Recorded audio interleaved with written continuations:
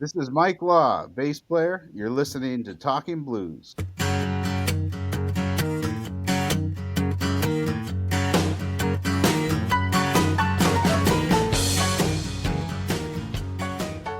Where am I talking to you from? Where are you right now? I live in Berlin, Connecticut, about 15 minutes outside of Hartford. Okay, you're you're basically in the New England music scene. Correct. And what's it like in Connecticut? Like, did you grow up in Connecticut? Mostly, yeah. I lived in. My parents split when I was really young. I have a very complicated childhood, but I lived in Pittsburgh when I was young, and was born here in Connecticut, and then came back with my mother here to Connecticut when I was young. So yeah, here and there, but mostly Connecticut. Okay, so I know that Connecticut's very close to, or parts of Connecticut's very close to New York City. Yes. Are you? But I kind of associate you more with Boston. Am I correct?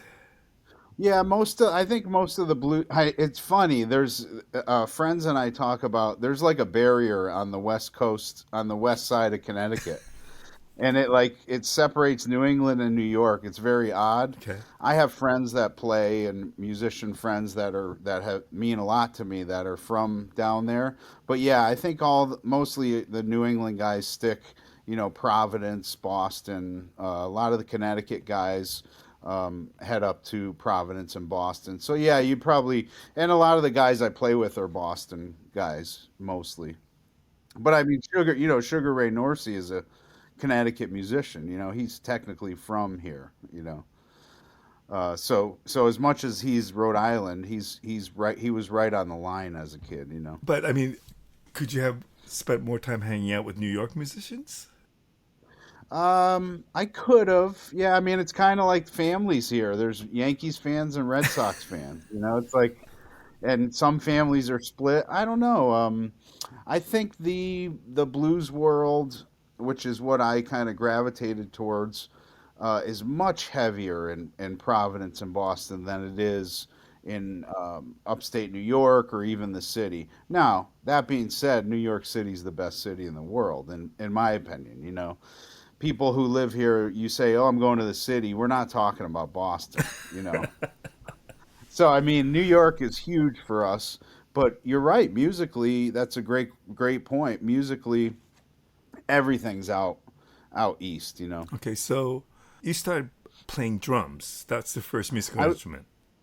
Yeah, well, actually, harmonica. When I was really little, my brother had given me a harmonica, and that was my technically my first. And then I played drums in school band and marching drums and drum kit. And I was playing, 90s Nirvana, Pearl Jam stuff growing up, and then played guitar and I kind of play everything, but I quit everything about 6 years ago to focus on mostly upright bass. Just 6 years ago. Just yeah, I'm pretty new. I mean, two years after I bought my upright, I was touring with Kim. Wow. So I mean, it's kind of a crazy story. I had always fiddled with bass and played electric and upright, just messing with friends' instruments. But after I got it, I went full on upright mostly, and then found myself playing with my heroes, my harmonica heroes and blues heroes, and it was very fast, and it was a fast learning What do you experience. think your experience of playing the drums in your teenage years and guitar, how did that influence the bass player that you became? Oh, it was everything. I mean, it was that the meter, the pulse, the rhythm of it. I don't solo much on bass. I'm a very rhythmic player.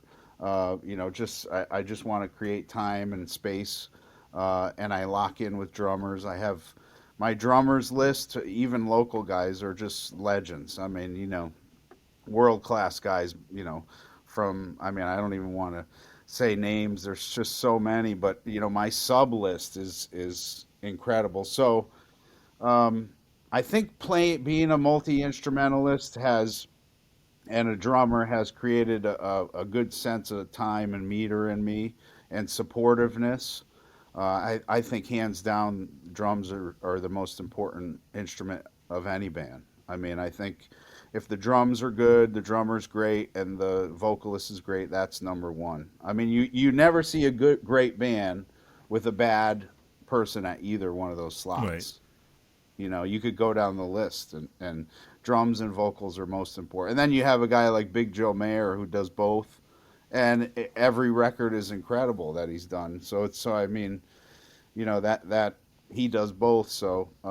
But yeah, I think it really set a sense of time and meter and So supportiveness when you were growing up for me. and playing Nirvana, I mean, how did blues come into your life?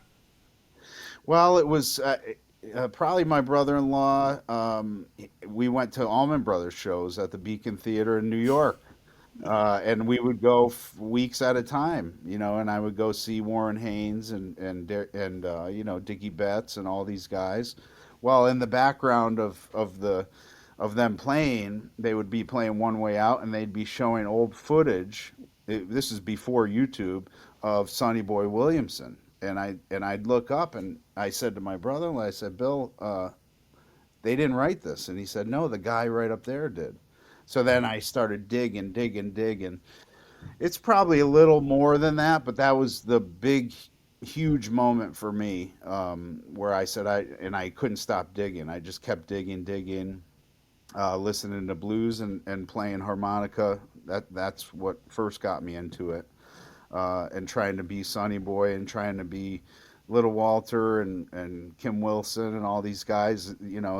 These were my heroes, and then I would go out and see them at the Hungry Tiger in Manchester and local places. And for me, these guys, Little Walter wasn't around, but I was able to see Kim, and it was like life changing. Seeing these guys because that was that next generation.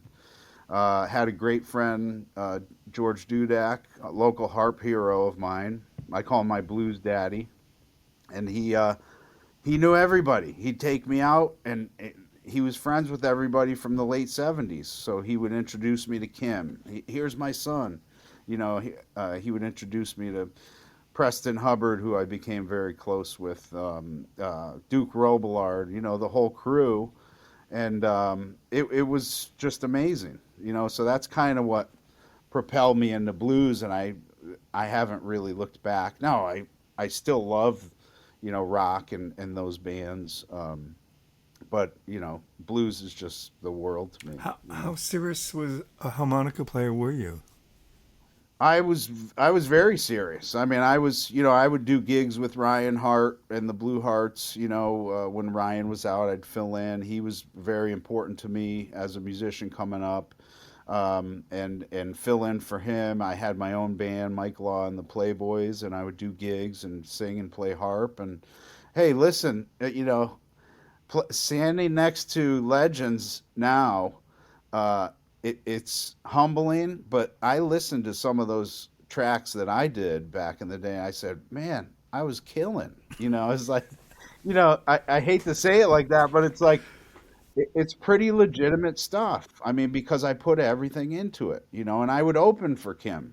Kim would come through, and my band would be the opening band, and other national artists. So yeah, I was very serious. I mean, that's all I did. Okay, so what do you think is now that you know and you're playing with those high level players, what was the difference between who you were as a band leader to who Kim is or who Darrell is? What was the Yeah. difference? Well, those guys are just at the next level. I mean, you say band leading. To me, that's a completely um, separate thing. If we want to get into that, we can, which is interesting to get into, because I have theories on all that. But as a band leader, I think I was pretty good. I would explain everything and make it quite easy for my sidemen, and I'm still friends with them, and they have good memories of that. But band leading is one thing. There's band leading, there's singing, there's playing, there's offstage stuff. I mean, everything's very complex in terms of that. it's as complex as you want to make it. But yeah, I mean, and I even see it now. I mean, some of the heavies that I play with aren't always great band Hmm. leaders.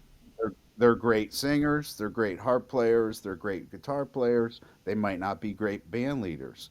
There might be a guy who's not a great musician, is a fabulous band leader, a sweet guy, and then there's guys that have it all. You know, What makes a good band leader? just being a team. It's almost like a football coach or a sports coach, a guy that rallies everybody, is very positive. There's no negativity. There's no drama. He makes it easy for the band. And there's different ways to make things easy. A fast way is basically give us the key of the song, give us the tempo, count it out, give us the key and the feel, and we'll go. And also too, the talent makes you lift your level. So I mean, if a guy can be a good band leader, if he's not great and he's not putting out the goods, he doesn't lift everyone else up. I mean, I've seen mediocre musicians play with incredible band leaders, and they lift everybody up. They'll get the best out of the musicians. Kid Ramos, there's great podcasts and interviews with him, and I've spoken to him. I've been at his house, and he's very underrated for a band leader. I mean, those records he has with all those musicians, Hmm. we've had conversations about it, and I said, what was the key? And I've heard interviews as well, and he made everyone feel comfortable. He had food. He had drinks. He had couches. He didn't say anything negative, no matter what. So I mean, there's ways to make it good. Guys like Sugar Ray, Kim Wilson, Kid Ramos. I mean, these guys are like, they're always thinking about how can I get the best out of my musicians. It's very underrated, and it's something that listeners don't think about a lot. Tell me about when you led your band. How good a band leader were you? And tell me what the goal was of that band. You just fun playing music. I'd have a set list. I think I was pretty good, but I mean, like I said, if I now that you mention that, I want to go ask my old musician friends and be like, how was I? Um, no, I think I was pretty good, but that's something you have to. It takes time. Everything in this world takes time. In the blues world, in the musician world, it takes time and learning. I mean, if I wasn't as mature then, so maybe I would just fly through songs fast instead of explaining things. So yeah, I mean, I think with anything, time and experience it's invaluable. There's no substitute for experience. At this point, when you had your band, were you the singer, harmonica player, and guitar player, or just harmonica? Yes, towards the end, I would play everything, and I was getting away from harmonica, so I would do more guitar. And there's videos online on YouTube and stuff of us, and but I would mix it up. I'd do a little Walter. I'd do the Sonics. I was close with Nick Curran and Sean Costello. I'm from that generation, and I was very close with Sean. And so those guys mixed it up. Nick Curran would do pretty hard stuff, and then he'd do a T-bone swing. So I mean, towards the end, when I look at my old set list, towards the end of that band, it was a good mix. It was and going back to playing drums, I would always set my set lists up by grooves, and this is something we do with Darrell now. And him and I sit down before every show. We usually sit down, him and I talk about where we want stuff to fit, and we write a quick set list. Not always. I mean, some gigs we just fly. We just have fun. But him and I always base stuff on the grooves. If we do a slow one, we're not going to do a slow one after that. If we do a fast one, we'll slow it down after that. We'll do a soul number, then we'll do a low down, Texas blues. So I mean, and all that is based on the drums and the groove. 1,000%. I mean, whenever I think about music and set lists, and I'm always thinking about the drums. Okay, going back to your band, because I'm kind of curious about this. Because at one I point you decided that, wasn't expecting this. but obviously you wanted to pursue this love of music. Was there a goal for what you wanted to Oh, accomplish? goals. No, just get my $100 a gig and just have fun. I mean, of course, you want to be. I looked up to my heroes, and became friends with most of them, and yeah, I mean, I would have loved to have toured. When I see people like Mac McDonald nowadays and Delaney Pickering and some of the next generation, I wish I could have excelled that much with my own thing, you know. Um, but I'm so happy. I'm glad I stopped, quite frankly, because I never would have reached the levels that I'm at now with my own thing. There's no Okay, way. well, tell me about that. How did you stop? What made you decide I want to go a different way or do something different? There was a few things there. I was tired of answering questions. Quite frankly, I was. For $100 gigs, every band member, certain band members would just drive me nuts. And do we get food? Do we, how much do we get? Do we get tips? Where is it? Where do we load in? And I was like, man, I cannot, and I had a day job my whole life. So I'm working all day. I got the family. I'm trying to gig, just have fun with it, and it became unfun. That was part of it, and it was basically one person. I won't name Oh, names, name but names. No, I'm just kidding. it was one person, and it just sent me over the edge. And I actually thank him for that now. I don't think I have in person, specifically, but in my head, I'm thankful that I was drawn over the edge because I never would have I never would have made the leap to bass. That's a main part of it. And then Preston Hubbard, my good friend who was in the T-Birds and Roomful, my best bud, he passed away. Before he passed away, he said, "Bro, I love you. You're so talented." And I played drums with Preston several times on a couple tours.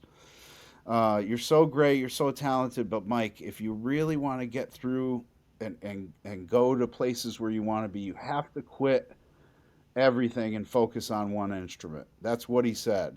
I think part of that was jealousy, uh, because of the multi instrumentalist thing. But when I looked in his eyes, I saw truth in that. And when he passed, along with the other thing I had mentioned, and then he passed. I said, you know what, for him, I got to do this, and I basically stopped everything, and bought an upright and focused on it, and then ended up getting some of his instruments as well. I have an upright of his.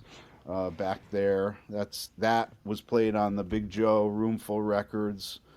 That was played on early Greg Piccolo records, and I have uh, some other instruments of his. So it's full circle, and these are instruments that I ended up playing with his bosses. I played that upright and his electric with Duke, who was his boss, and I played those instruments with Kim for 3 tours, who was his boss.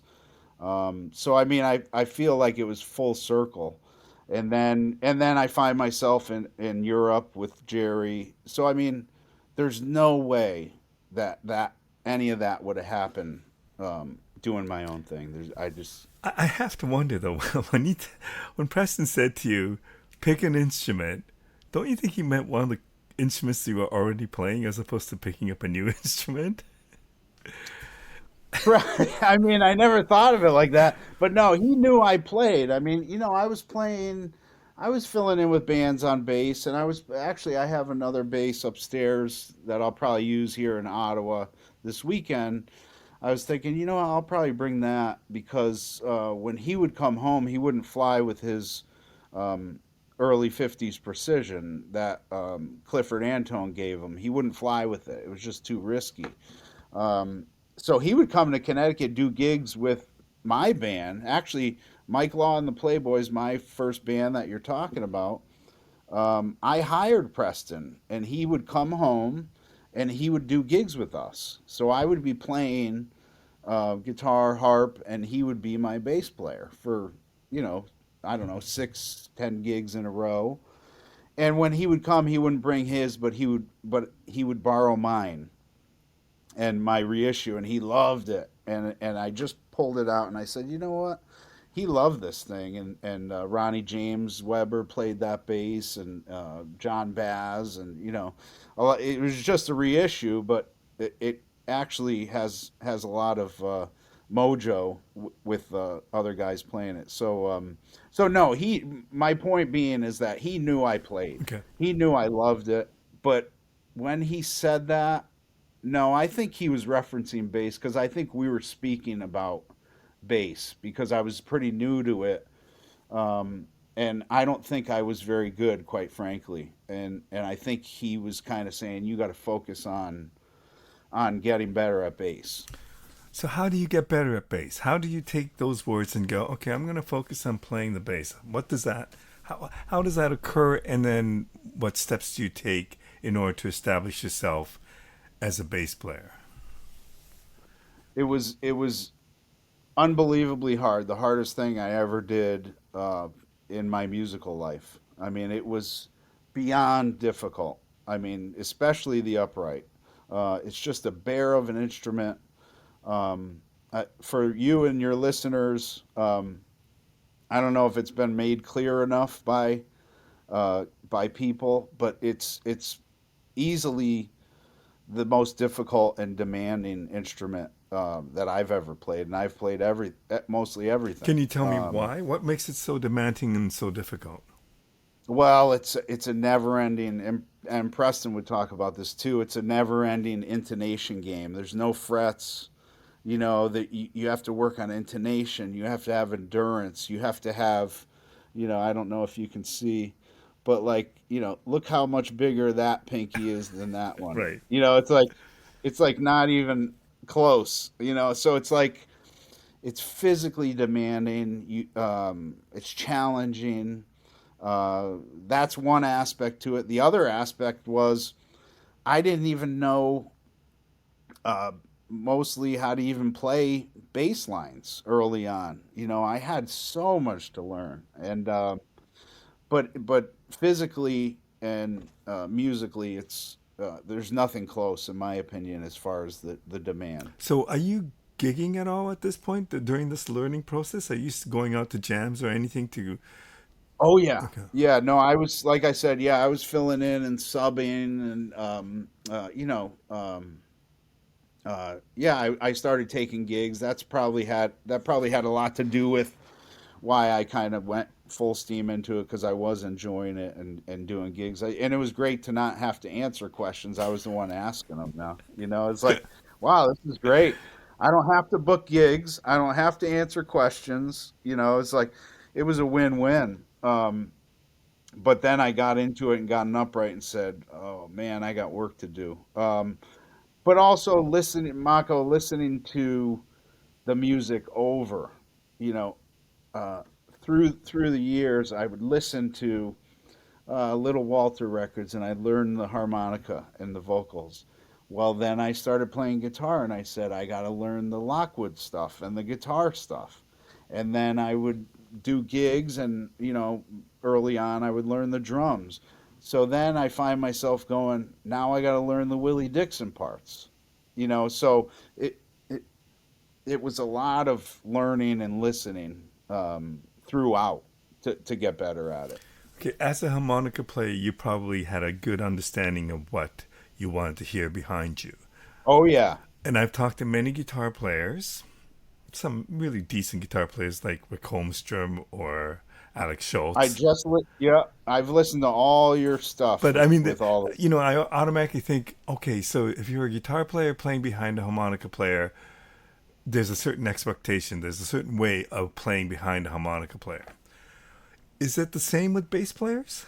If you're backing up a harmonica player, and I think that's what you do, and that's what you're kind of known for, is backing up a lot of great harmonica players.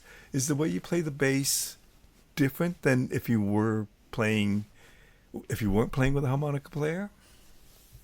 The short answer is yes, and it's mostly because of who played a lot of those songs originally, and the style of the music. So I mean, if I was to play, and I do it, I just did a gig last night with a, a trio guitar guy. He's doing Albert King. He's doing Stevie Ray and things like that. Yes, it's different. It's much different. Not huge. I shouldn't say much different.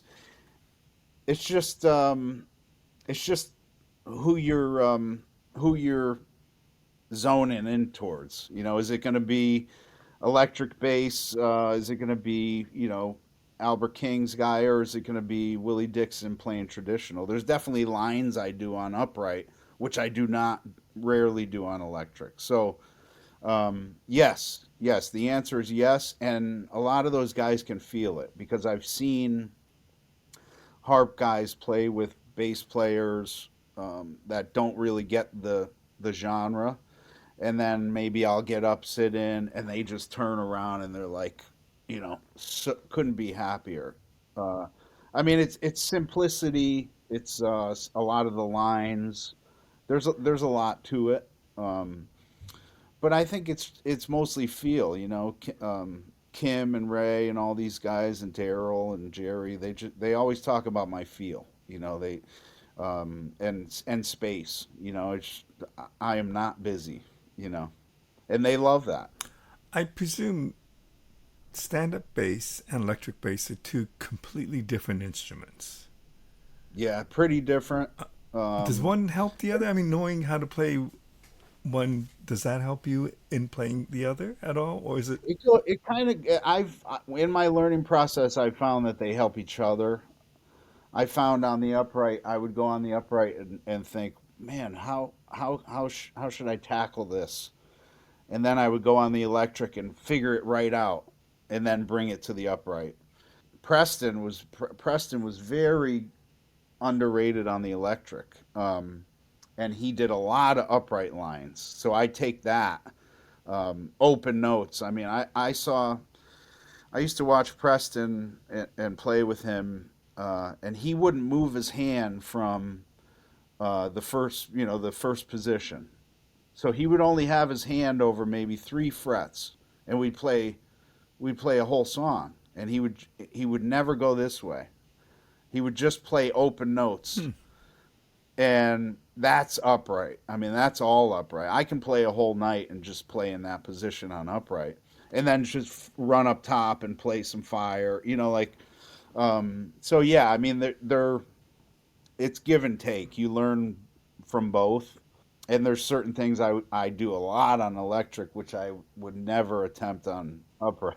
It's like, I'm not even going up there. I'm really not a super accomplished player per se. One of my teachers is Marty Ballou, and Marty's just incredible.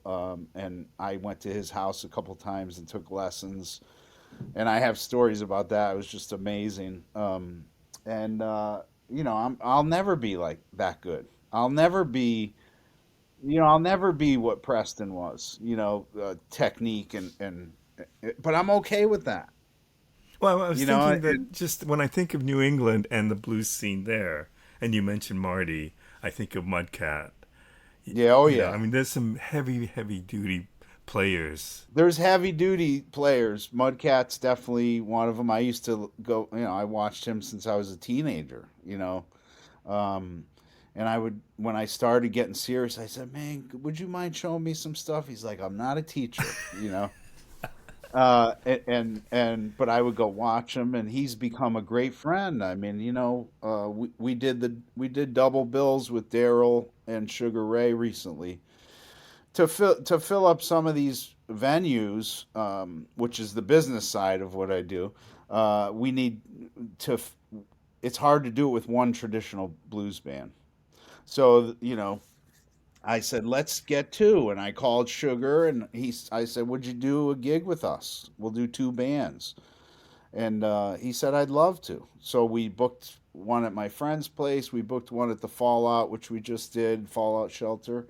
And the best part of the gig was hanging with Mudcat and hanging with Neil Gouvin, one of my first heroes, and hanging with the Blue Tones and hanging with our guys. And everyone's talking and it, that's the best part, but uh, the short conversation that Mudcat and I had the other night was like, there's not many of us left, and playing upright and traditional blues bass, there's only a handful. There's Rodrigo Montavani. There's uh, Mudcat. There's not a ton. Kadar. There's we're all friends. Andrew Goman. But you can count them on maybe two hands. You Yeah. know. I mean, when I think of Yeah. Mudcat, and I guess it probably speaks more to the type of music Sugar Ray plays, but Mudcat is like forever changing between electric and the stand-up bass in a show, right? Yeah, he doesn't. He doesn't. A lot when I've seen him, he a lot. At least maybe the times I've seen him, he's almost always on upright. I think they're definitely going back to the old school. But yeah, I mean, a lot of us doublers will switch quite a bit. I You know. wonder when you decide to pursue the stand-up bass, at what point did you feel comfortable with that decision, or not the decision, but at what point did you feel comfortable with that instrument, where you thought, yeah, I'm pretty good now? I know it's When I a stopped, lifelong pursuit, but was there a point where your comfort level with the instrument grew quite a bit? yeah, completely. Yeah, when I stopped hurting. That's the short answer. When my right when my picking hands fingers stopped hurting, when my blisters went away, when my wrists stopped hurting, when I became had better technique so that I wasn't hurting, and that's when I said, "Yeah, I'm ready. I'm comfortable and But ready." how long is that? Like, how long did it take to get to that point? Geez, I don't remember. I think it was maybe a year or more. I mean, it was a long time. I mean, I remember the first. I think it was the first Kim Wilson tour I did in 2018. So I was only about 2 years in to Upright. I remember driving around from gig to gig, and I'd have my left arm out the window, and I remember looking at it, going, "This hurts so bad right now." I mean, it's like I'm like looking at my wrist, like thinking this is just torture, but it was a good pain. It was like, wow, this is really worth it. And a lot of that too was we did like 14 or 16 in a row. I mean, if you're playing upright hour and a half, 2 hours a night, and you're playing 14 in a row, anyone's gonna hurt, you know. Well, how do you prevent that, though? I mean, how do you control that? Just getting. I think it's just stamina and technique. Like I said, I, I was really just, you know, manhandling the instrument, and then after a while, I said, "Let me turn my amp up. Let me find a better technique to work." So I mean, you learn, and then I call Marty and talk to him, and I call different friends, and just try to learn. But I think it was mostly time. Okay, and then you get gigs with Kim Wilson. Like, how does that happen? So the short answer is my buddy from New Jersey, Dean Schott, who was in the T-Birds, thought of me. He said, "Well, we're going to do a East Coast blues run, and it's going to be Big John Atkinson and Dean Schott on guitar, and then it's going to be." And then he called me and he said, "Would you be interested?" And I said, "Well, yeah, I've known him since I was 18, 19. I'd love to. I know the music better than almost anything." And he said, "Well, who do you think?" And I love when guys do this, and guys still do this. They ask the bass player who to get on drums. This is so underrated. I cannot tell you how underrated this is. You get the bass player, then have the bass player get the drummer. So, And in that order? I think you do. Okay. I mean, you know you because that there has to be a comfort level. I mean, I guess you could. I mean, if you got the drummer and then the drummer's comfortable with the bass, but my point is that has to be comfort, a big comfort level. Right. And I love guys, and a lot of guys who I'm so lucky that these guys do that. I mean, not everybody does that, but when it happens, they're so thankful they did it. So Dean said, "Who should we get on drums?" And I said, there. I have a laundry list. I have, I mean, I could pull up my phone now. There's, world class up here. I think it's because of Berkeley.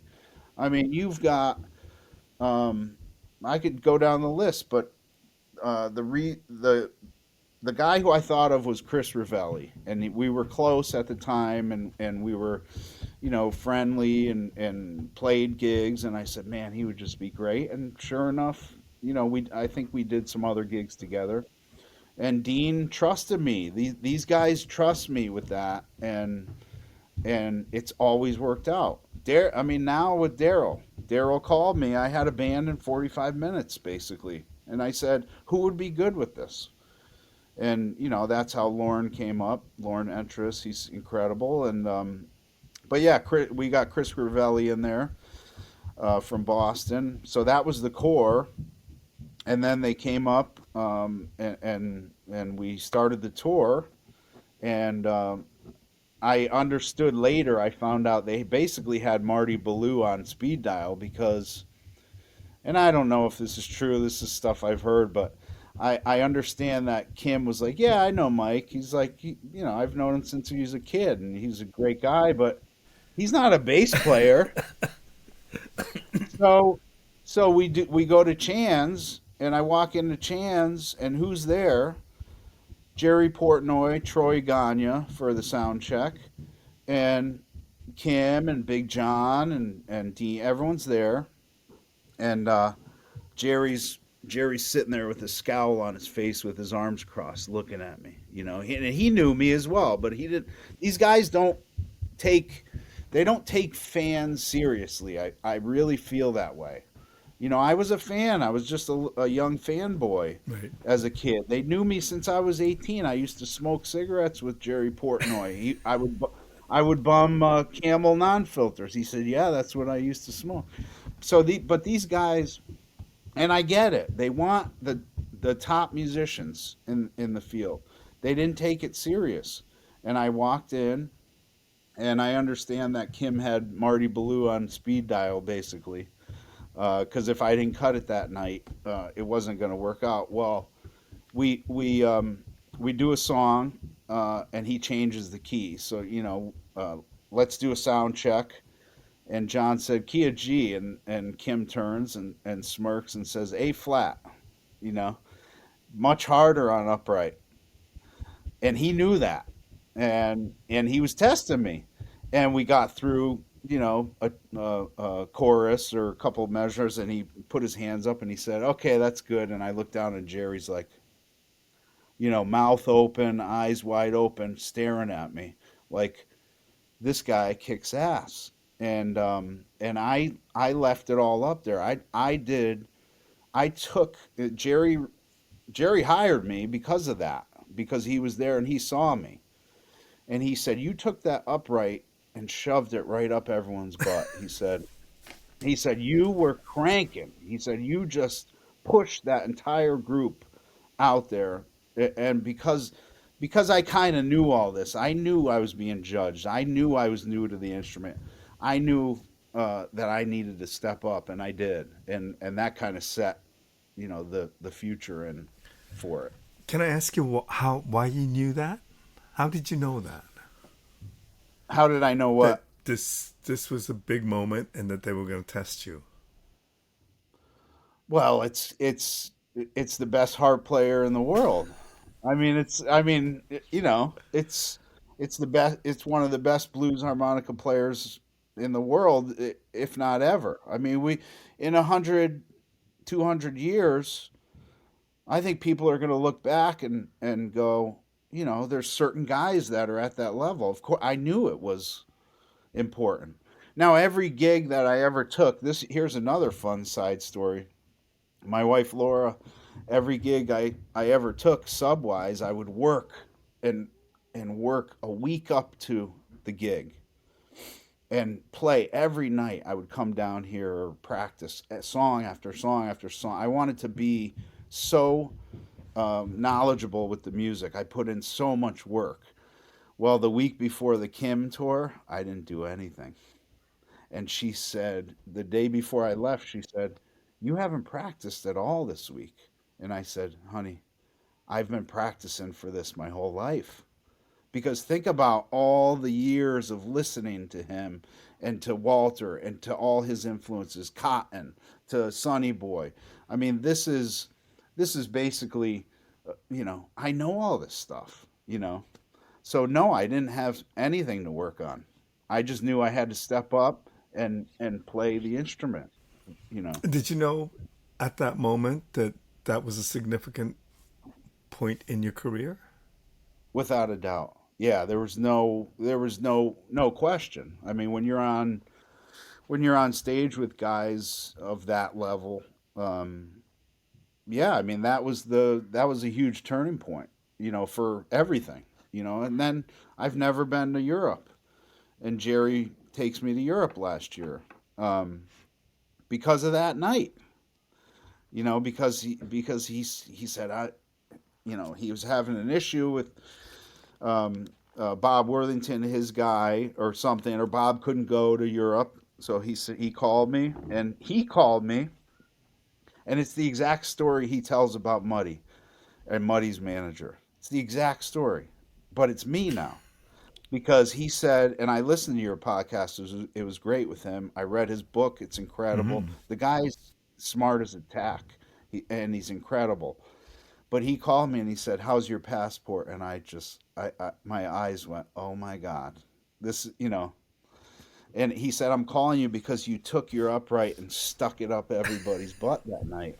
That's what he said. And he said, "There's nobody better for me to right now to go over there."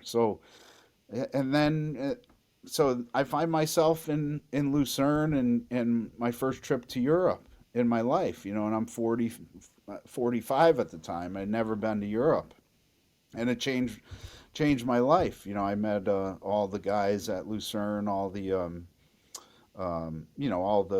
festival president, and they're like family to me. I love those guys. And then I went the next year with Darrell, so which was just this last year. So yeah, it was 2 years ago with Jerry, and then last year with Darrell. So he Jerry changed it, but it was a lot of it had to do with that one moment. When you get just like Jerry says, when his manager says, "How's your passport?"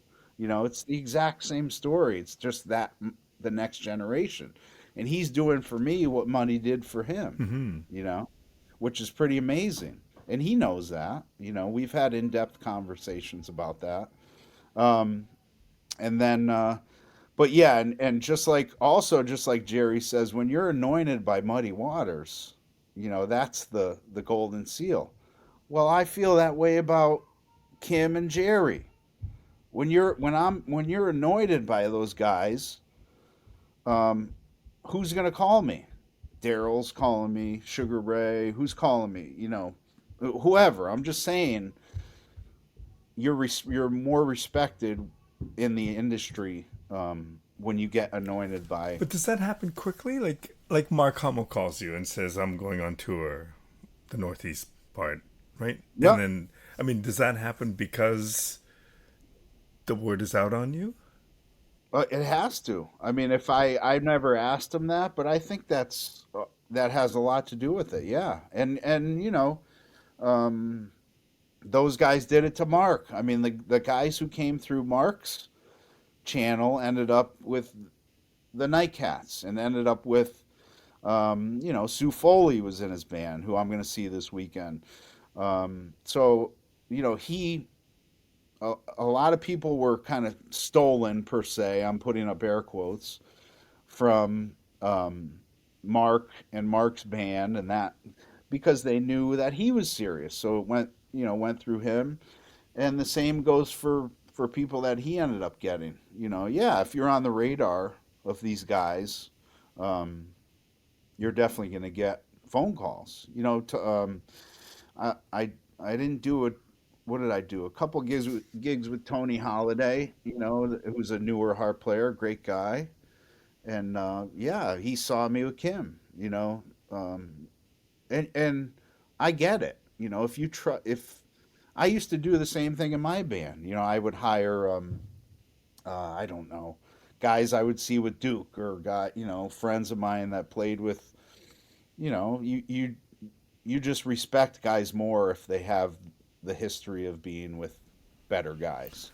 And there's not a huge difference in the. I'll also say that when we go to a lot of these towns, there's no difference. There's incredible players everywhere. I mean, there's really not a huge difference of musicians, um, from local or regional or national. I mean, these guys are everyone's great. It's a lot of other stuff too. It's the offstage stuff, the hangs. Certain guys are incredible musicians, but they're a nightmare off stage. I mean, and it's funny, but it's No, true. I It's like, know. and so they're not going to get opportunities. You know, um, so I think there's a lot to getting to a certain level, but also staying at a level. As a sideman. Okay, so you are a sideman. People call you and say, "I'm doing a string of dates in the Northeast. Are you available?" Blah blah blah. A lot of this would be dependent on their schedule and these musicians of note coming into your territory and you touring with them. What do you do the other times? Is that a fair Day question? job, Like, is that day job no? I wise. mean, like musically, are you doing something else on your own, or like as a stand-up bass player, you probably I don't know if you have a band to keep your chops up or whatever, but if you're not getting a phone call from Darrell or from Mark Hummel, Whoever. whoever, how do you keep busy musically? Oh, these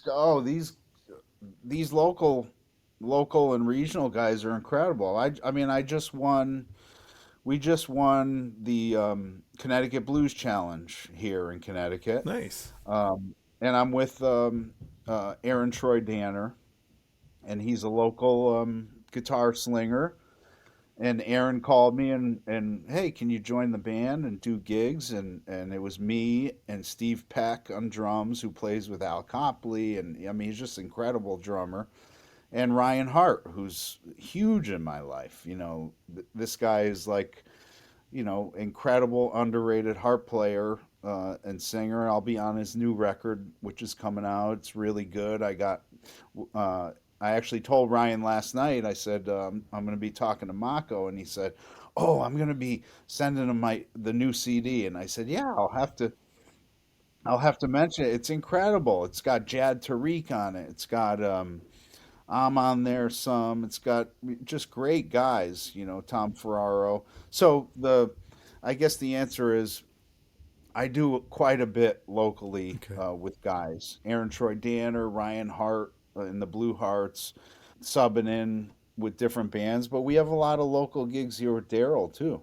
Um, if I didn't have it, Mako, if I didn't have the outlet of music, I don't think I'd be a very happy person. I have a day job, so I really like to have that outlet. It's a great mental healing for me, and it certainly isn't for the money, that's for sure.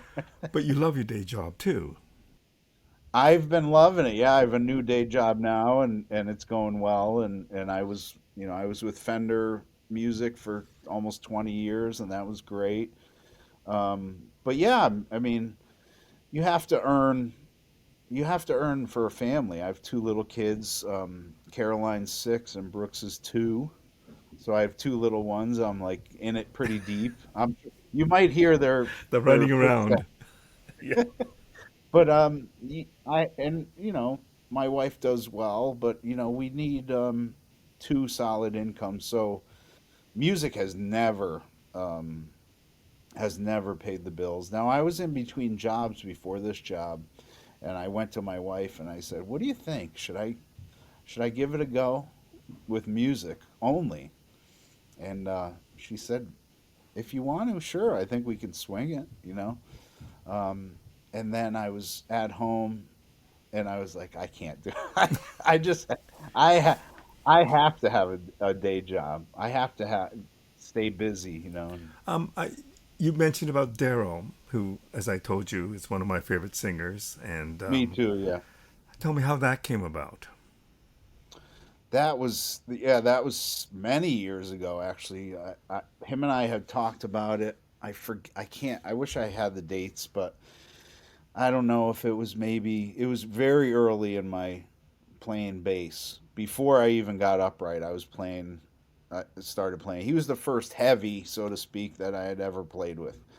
Nick Adams, a great guitar player from Boston, friend of mine, was doing Darrell gigs, and we did a pickup band with another band. And he said, "Man, you sound so good. Would you be interested in playing with Darrell?" I said, "Yeah, I do about four of his songs in my band." So I knew a lot of his stuff, and I went up to the Regatta Bar, and I used to go see him all the time. All these guys, I had decent relationships with because I'd go see him for years. So uh, one of my first gigs with Darrell was because of Nick Adams, the guitar player, fabulous guy, and a really close friend of mine. And it was at the Regatta Bar in Boston at the Charles Hotel. And this is ground zero for Darrell. I mean, he could do two shows, 2 nights in a row, and sell out everything.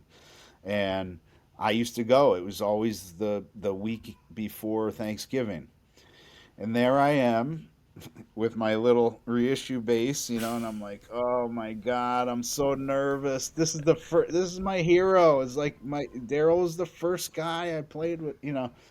And he turned to me in sound check and he said, "So Mike," in his Texas drawl, "what do you think about how this goes?" And I thought I was gonna pass out. I almost fainted because here's one of my great big heroes asking me how something should go.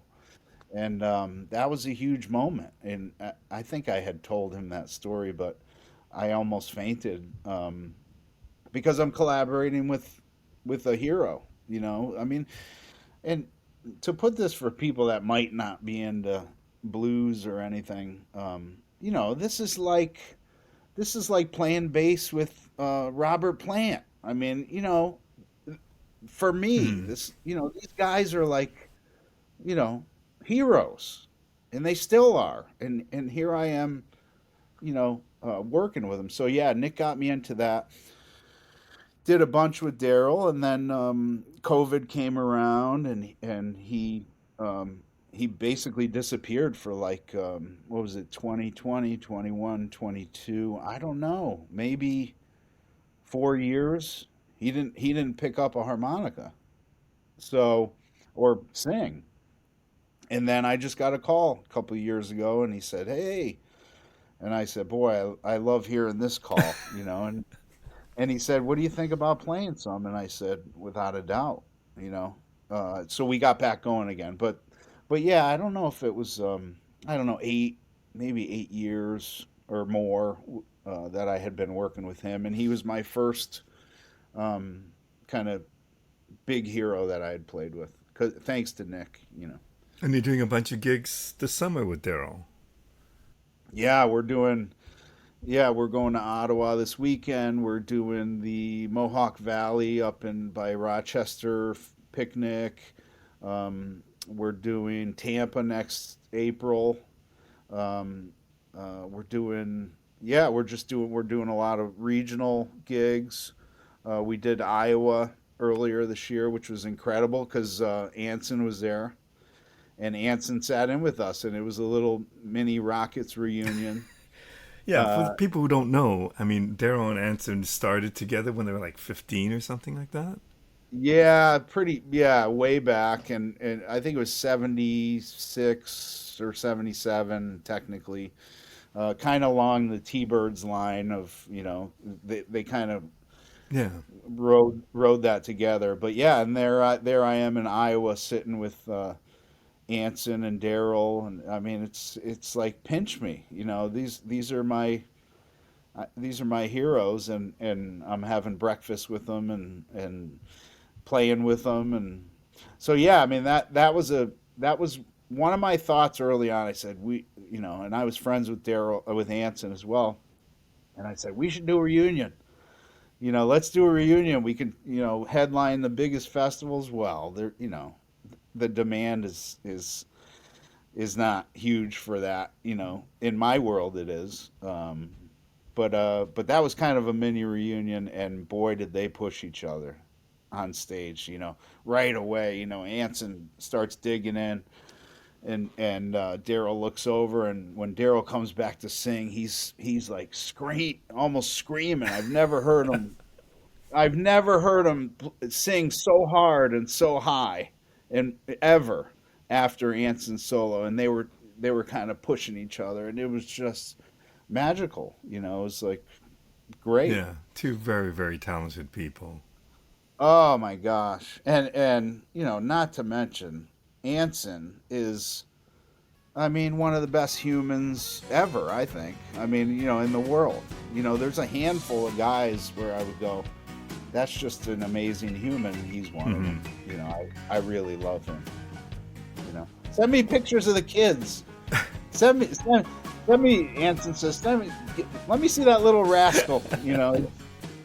I mean, these guys are just awesome. I agree. Mike, I gotta go. Thank you so much for Cool. doing this. It's pleasure meeting you. Pleasure getting to know Awesome. you. And hopefully our paths will cross. I was hoping our paths would cross a lot earlier, but it didn't happen. Yes. I know. I hope someday we'll meet up. But I really enjoyed That's- this, and I really appreciate you reaching out. Excellent. Thank you, sir. Thank you. Have a good one.